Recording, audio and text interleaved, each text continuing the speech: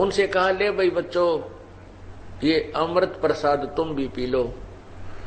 वो दूसरे जो ग्वाले थे वो कहने लगे, बाबा जी पहले तो तेरा नोबेरा नहीं, कौन सी जात का तू, तेरा जूठा दूध हम पीवा को नहीं, और फिर ये कोई जादू जंत्र का है इसलिए नहीं पीऊं, और तीसरा तूने कवारी गाय का दूध काट निकाला है, ये पाप का दूध हम पीवा को नहीं।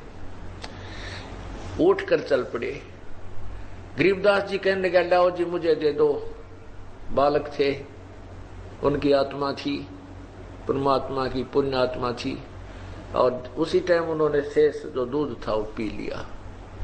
फिर परमात्मा उसे समझाने लगे, बेटा परमात्मा की भक्ति करनी चाहिए, उसके विषय में क्या क्या ज्ञान दिया उस अपनी प्यारी आत्मा को वैराग्य उत्पन्न करने के लिए। अब जैसे बीज डालने से पहले किसान अपने खेत को खूब गुड़ाई करता है, ना जाने कितनी बार उसने हल से जोत कर ठीक करता है, घास निकालता है, उसके डले छोटे छोटे कर देता है, बारीक मिट्टी बनाता है, और तब बीज बीजा जाता है। तो सत्संग के अंदर आपके अंतःकरण को ये पहले हल से ठीक किया जाता है, सत्संग रूपी हल से, ताकि ये बीज बीजने योग्य हो जाए। इसमें प्रेरणा उत्पन्न हो आपके अंदर के परमात्मा की भक्ति अवश्य करनी चाहिए, नहीं तो ये जीवन व्यर्थ हो जाएगा। इसलिए सत्संग के अंदर कुछ चेतावनी की वाणी सुनाई जाती है। तो क्या सुनाया?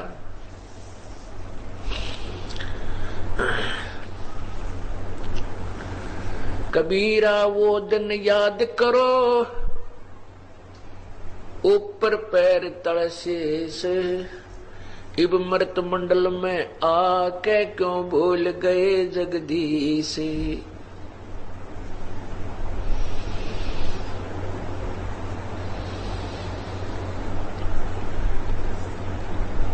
परमात्मा कहते हैं, जलपान तुझको दिया उधर बीच अनुपान, तिस समर्थ की बंदगी अब भूल गया शैतान। कि जिस परमेश्वर ने तेरी मां के गर्भ में भी परवरिश की, मां के पेट में भी तेरी परवरिश की, कितनी दया कितनी दयालु है प्रभु। मां के गर्भ में हमारी नाभि को मां की नाभि से इंटरनल कनेक्शन कर दिया, अंदर ही अंदर, और हमारा शरीर मां के ही आहार से वृद्धि को प्राप्त हुआ। और जिस समय हमारा शरीर प्रारंभ हुआ उस समय हमारे शरीर की क्या स्थिति थी? जैसे आपने कोई अंडे से निकला हुआ चीकला देखा हो, अंडे से तुरंत निकलते ही बच्चा होता है, काचा काचा गात उसका बिल्कुल नरम नरम सा होता है। ऐसे शुरुआत थी अपने शरीर की मां के पेट में, और वहीं पर उसके साथ ही परमात्मा ने कितनी व्यवस्था की है। वो परम इंजीनियर है, वो सबसे अच्छा इंजीनियर भी वही है, सबसे बड़े डॉक्टर, वेदों के वेद वही है। उन्होंने कैसा इस मकान, इस शरीर रूपी महल में कैसी कैसी व्यवस्था न्यारी न्यारी बना रखी है। पेशाब का ब्लेडर न्यारा, मल का अलग से, और रक्त वाहिनी न्यारी अलग से है, और इस अन्न को जो शरीर में जाता है इसको पकाने के लिए बहुत ज्यादा हीट की आवश्यकता पड़ती है। अंदर इसको गर्म करती है एकदम, इतनी जबरदस्त गर्म करके, और इसको अंदर अंदर मल के इसमें से भिन्न भिन्न उसके तत्व निकालती है। वहां बहुत जबरदस्त हीट है, बहुत ज्यादा गर्मी है, उसको जठराग्नि बोलते हैं। उस जठराग्नि के साथ ही गर्भ है। इतनी जबरदस्त हीट के साथ में आपके कहते हैं उस परमात्मा ने आपके चीकले जैसे शरीर की भी रक्षा की। क्या बताते हैं कि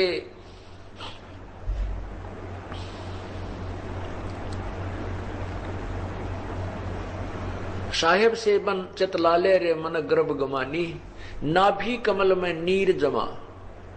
मां के गर्भ में और आपका एक बीज रूप में शरीर प्रारंभ हुआ, नीर यानी पानी से आपका शरीर प्रारंभ किया, और तेरा दीना मैल बना, ये शरीर बना दिया मालिक ने।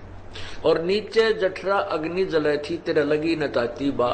बा कहते हैं हवा, बाय, वाह, पंजाबी में इसको बा कहते हैं, वाह वाह।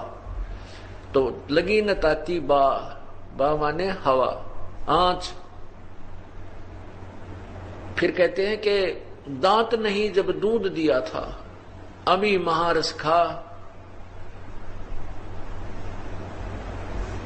नैन, नैन नाक मुख द्वारा देही, और तेरा नक्सक साज बनाया।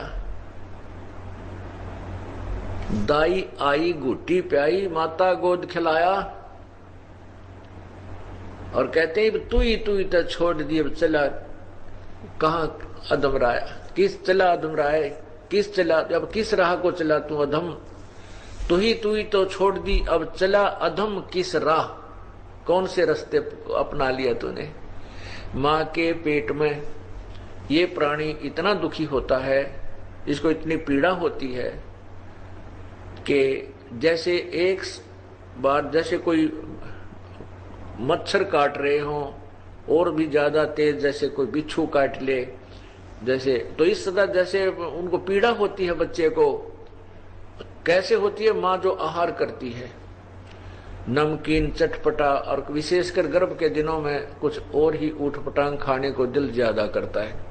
तो उसका जो भी वो खाती है, उसका अंश, आंशिक अंश जो है, कोई नमक का, मिर्च का और किसी और उसका पदार्थ का, उस बच्चे के शरीर को जाकर के ऐसे जख्म को, कच्चा शरीर होता है, उसको ऐसे चुभता है जैसे कोई कांटा लग रहा हो या मच्छर काट गया हो।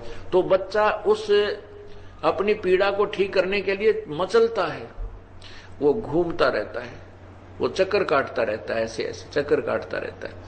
अगर वो घूमा नहीं तो माँ का पीड़ा हो जाए। घूमना आवश्यक है बच्चे को, और वो घूमता वैसे नहीं कोई बैरिंग ला रखी ना कोई मोटर फिट कर रखी परमात्मा ने भीतर।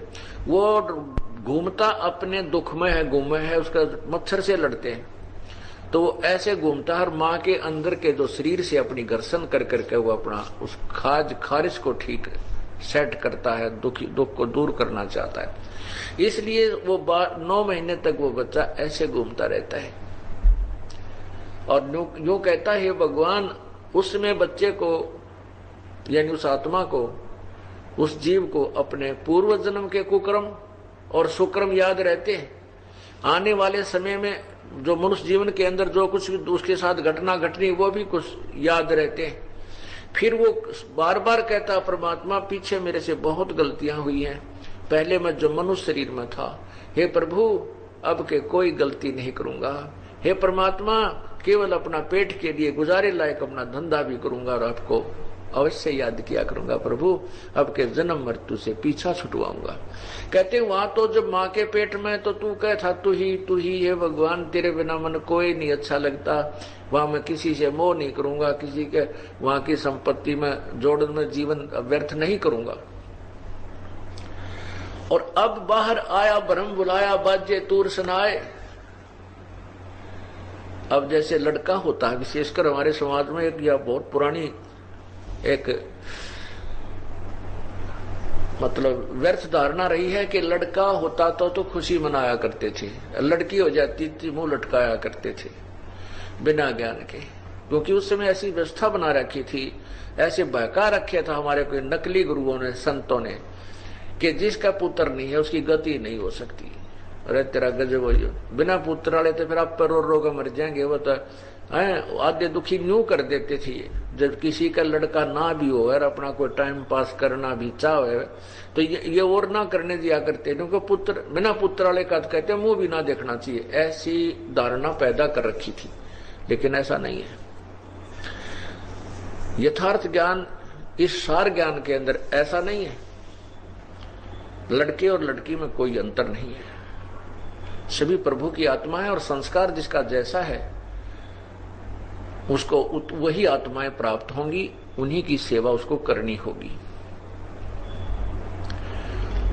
और तो हमने तो इस प्रकार वो क्या कहा करते कि जिसका पुत्र नहीं है तो इसलिए हम उस पुत्र को ज्यादा महत्व देते थे। दोस्तों, एक पानी की बोतल की कीमत कब तक रहती है? जब तक उसके अंदर पानी होता है। एक बार पानी पीने के बाद लोग बोतल को,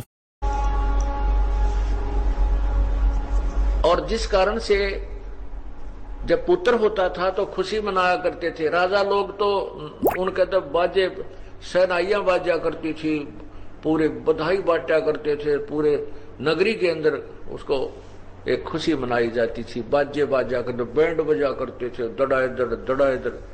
और गरीब आदमी का लड़का हो जाता था, बैंड बाजे तक कर नहीं सकता व्यवस्था, वो एक थाली लेकर उसका अपनी खुशी जाहिर किया करता था। वो थाली पीटा करते थे, थाली बजाया करते थे, कांसी की थाली हुआ करती थी, उससे तो पता लग जाता था अड़ोस पड़ोस में कि उनके वधू को बच्चा उत्पन्न होने वाला था, तो भाई थाली बाजी है तो छोरा हो गया, लड़का उत्पन्न हो चुका है। तो परमात्मा कहते हैं कि बाहर आया भरम भुलाया, बाजे तूर सनाए, और तुही ते छोड़ दी, अब चला अधम किस राहे। अरे नादान आत्मा ही कौन सारा अपना लिया, गुट्टी पीवे, दारू बीड़ी पीवे, बकवाद करे, सारी उम्र खोजी दो के बीच बनान में, परमात्मा भजा नहीं, प्रभु का नाम लिया नहीं, ये कौन सा तरीका अपना लिया। कहते जो दिन आज सो काल नहीं रे, आगे फिर धर्मराय, आज तू सोच रहा है मेरे ये ठाठ रहेंगे, अब मैं जवान हूं, शादी होगी, बालक हो गए, कोठी बना ली, कार ले ली, फैक्ट्री लगा ली। अरे जो दिन आज सो कल नहीं रे, ये मृत्यु होते कल हो जाएगी, और फिर धर्मराज के पास जाकर तुझे खड़ा किया जाएगा, वहां पर तेरी वह पोटली खोल लेंगे, तो सारे जीवन में तूने जो शुभ और अशुभ किए हैं, धर्मराज के दरबार में कहेंगे ले खोल, पिटारे ने खोल तेरी संदूकड़ी ने, क्या लाया कमा करके। तब उसको जब यहां से शरीर छूट जाता है इस प्राणी का, अब तो ये फूला नहीं समा रहा, मेरे इतने बेटे हैं, उनके इतने पुत्र हो गए, मेरी 4 कोठी है, ऐसा है, फलान है। और जब ये शरीर छूट जाता है तब इसकी घीघी बन जाती है। यहां से जब इसको पता लगता है कि मेरा नहीं था, जैसे सोपन के अंदर इंसान पता नहीं कितनी कितनी किस चीज का मालिक बना बैठा होता है, सोपन टूटते हुए टूटी खाट पावे, और झोपड़ी में लेटा हुआ होता है, तो वो सोचता रहता है वो क्या था, वो क्या देखा था मैंने, वो कहां गई वो कोठियां मेरी और कार मेरी। तो फिर वो कहता है ये तो एक सोपन मेरी थी ही नहीं, वो तो वैसे ही धोखा था। ऐसे ये सोपन जब टूटेगा, यानी कल जब होएगी इस शरीर की, फिर इस आत्मा को पता लगेगा तेरी गल तो धोखा हो गया, ये संसार तेरा नहीं था, ये परिवार तेरा नहीं था, तेरी तो ड्यूटी लाई थी भगवान ने, इनको पाल पोस भी, इनका कर्तव्य कर्म कर और साथ में भक्ति भी कर। तूने परमात्मा की भक्ति नहीं की, एक ही काम में लगा रहा, तो फिर धर्मराज के पास ये फिर जाकर खड़ा कर दिया जाता है। यहाँ का जो न्यायाधीश है वो फिर इससे कहता है भाई तूने इतने पाप किए, इतने पुण्य किए, इन पुण्यों के आधार, इन पाप के आधार पर तुझे 84 लाख योनियों में गधे, कुत्ते, सुअर की योनि भोगनी पड़ेगी। अरे नालायक, के कहा था तेरे ते जब तू यहां से चला, जब तू यहां से गया था तब तू क्या कह रहा था, 100 बार शुक्र मनावे था परमात्मा, अब मुझे मनुष्य शरीर मिल रहा है, आपको दिन रात याद करूंगा। और बाहर जाते ही तूने मुझे भूला और उस परिवार को याद कर लिया, रिश्तेदारी में घुटी लाने चला जाता, सत्संग की तरफ तेरी रुचि बनी नहीं। तब ये क्या कहता है, भगवान मुझे पता नहीं था, मेरे को किसी ने बताया नहीं, मैं तो अनजान था, किसी ने मुझे बताया नहीं भगवान की भक्ति करनी चाहिए। तब परमात्मा, जब धर्मदास कहता है कि नहीं झूठ बोलता है तू, तब उसको बताया दिखाया जाता है पिछली फिल्म कि देख तेरा पड़ोसी सतलोक आश्रम क्रोधाम जाया करता था और बरवाला में जाता था, तुझे कहता था कि आज सत्संग में चलेंगे, तू क्या कहता था कि अभी टाइम नहीं है, अभी समय नहीं है, फिर देखूंगा, फिर देखूंगा। तो समय नहीं था, फुर्सत नहीं थी तेरे को। तो एक भक्त ने कथा सुनाई, एक हाँ, एक ऐसे ही सत्संगी यानी भगत था, वो सत्संग में आता था, उसका साथी भी मित्र था एक अच्छा, वो नहीं आता था, उसके कहने से भी नहीं मानता था। वो बार बार प्रार्थना करता था कि आजा मित्र, सत्संग में चलते हैं। देखो ये मनुष्य जीवन बार बार नहीं मिलता, सत्संग में चलो, कुछ देर अच्छा ज्ञान होगा। तो वो कहता था भाई मुझे फुर्सत नहीं है। दूसरी बार कहा, 2 4 10 बार 20 बार जितना भी वो मिला उससे कहता रहा। वो यही कहता कि भाई मुझे फुर्सत नहीं है, छोटे छोटे बच्चे हैं यार, तेरा तक दिमाग चाट दिया मेरा है, मुझे कुछ कर लेने दे, छोटे बच्चे इनको पाल लेने दे मुझे, और सत्संग में फिर देखूंगा बुढ़ापे में। अब ये तो समय का कोई भरोसा नहीं, किस टाइम हमारी पूंजी पूरी हो जाए, ये कोई समय नहीं है। वैसे तो हम अंदाजा लगा रखे हैं 100 वर्ष की तो हम मानकर चल रहे हैं, 100 वर्ष तो मनुष्य जीवित रहता है, लेकिन नहीं, इसका नहीं 1 सेकंड का भी भरोसा, और कब ये बुलबुला सा फूट जावे। तो वह नहीं मानता था, परमात्मा की करनी हुई, उसकी मृत्यु होगी। मृत्यु होगी तो मित्र को भी जाना ही था, नाम ले रखा था, उस मित्र भी वहां पहुंचा और उसको उठा करके उसके जो जनाजे को, अर्थी को उठाकर चल पड़े। और पीछे पीछे लोग कहते चलते हैं राम, राम नाम सत्य है, सत्य बोले गत है। वो तो न्यू कहे, और वो मित्र ने कहे आज भाई को फुर्सत है। वो तो कह रहे हैं कि राम राम नाम सत्य है, सत्य बोले गत है, राम बोले गत है। तो वो कहता है कि आज भाई को पूरी फुर्सत है, यानी मर गया, चल पड़ा छोड़ के सारे शरीर ने, यो परिवार यही रह गया, अब कंप्लीट रेस्ट हो गया, इसको सारी फुर्सत होगी।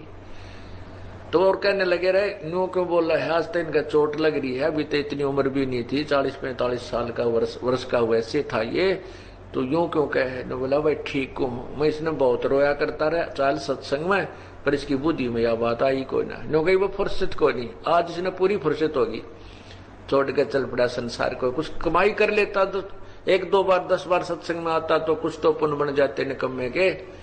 मेरा मित्र है, इसलिए मैं इसके भविष्य के दुख को देखकर आज अति दुखी हूं, और साथ में आप लोगों को भी आगाह कर रहा हूं कि ये ऐसे ही मना किया करता था। इसलिए परमात्मा कहते हैं जो जन आज सो काल नहीं रे, आगे फिर धर्मराय, आगे फिर वो न्यायाधीश बैठा पाओगा, खोल किताब देखा तेरे केले रहा गोज में, जेब में क्या लाया कमा करके।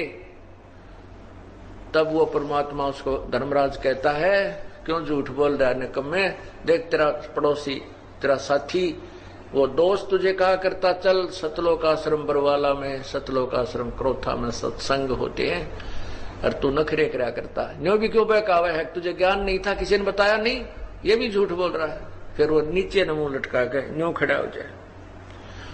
जैसे बच्चे को कोई प्रश्न याद ना हो ना, टीचर पूछा करो, ना याद हो तो न्यों कर लिया करो, तले देखे कोई नहीं ऊपर ने। तब वो कहता है भगवान मेरे से गलती होगी, माफ करो, एक मनुष्य जीवन और दे दो मुझे।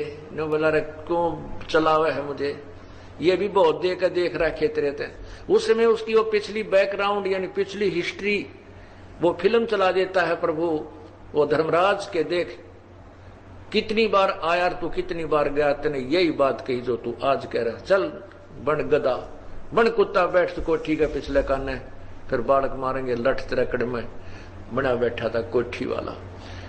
बात ये नहीं है कि हम अपने मकान घरों को छोड़ दें या कितब भाग जाने, उसका सदुपयोग करें। जैसे आज वैज्ञानिक युग है, इसमें कितनी अच्छी सुविधाएं, जिसका ब्योत है एसी लेने का एसी ले लो, जिसका कोई अच्छा व्यवस्था करने की वित्तीय हालत है तो वो कूलर लगा ले ऐसी गर्मी के अंदर, और लगा के कूलर पंखा परमात्मा की भक्ति करे। नहीं तो गर्मियों में गर्मी घनी सतावे, सर्दी हो जाए तो सर्दी दुखी करे।